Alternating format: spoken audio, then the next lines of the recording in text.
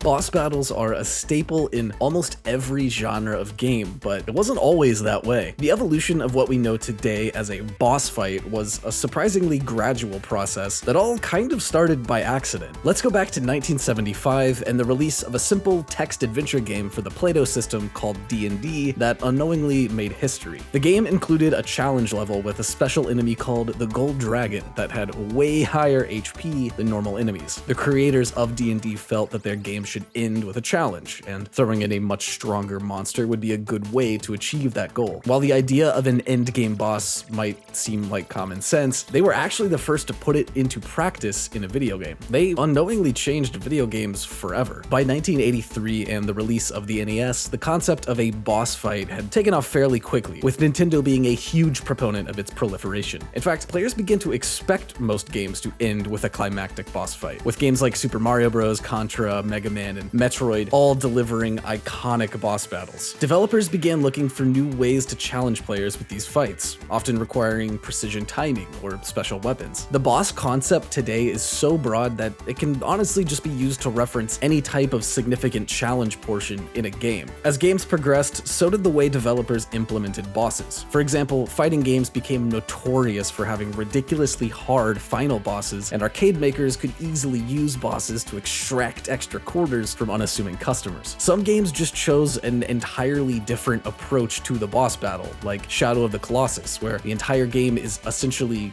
just boss battles. You start to see devs redefine what a boss even means in the context of their game. Alien Isolation and Resident Evil 2 both have bosses that will stalk or chase you around for long portions of the game. In Alien's case, the boss is present from the very start. Games like Demon's Souls inspired an entirely new wave of game design with its approach to boss encounters. By raising the stakes around player progression and bosses that require patience and practice, players feel incredibly empowered once they finally achieve mastery over a boss that had previously tormented them. This isn't a new concept, but it is cool seeing a modern series successfully lean into that. The Souls games are incredibly popular today, and in large part because of the way those games treat boss battles. Hell, some games like Dead by Daylight or Crawl even just let the players become the boss. There have been so many fantastic iterations on bosses and unique implementations for boss battles over the years that by now it seems like everyone has at least one memorable experience beating or dying to a boss. A good boss battle has you talking about it years later, and I know I'm still gushing about Psycho Mantis, and that was in the 90s. Great boss fights really are unforgettable and inspire that unmistakable sense of accomplishment that games as a medium embody so well. So next time you find yourself in an especially impressive boss fight, take a moment to remember their humble origins and just how far we've come. We want to know some of your favorite, particularly memorable boss fights, so let us know in the comments. And if you want us to make more videos about the history of game mechanics like this, drop a like or even consider subscribing.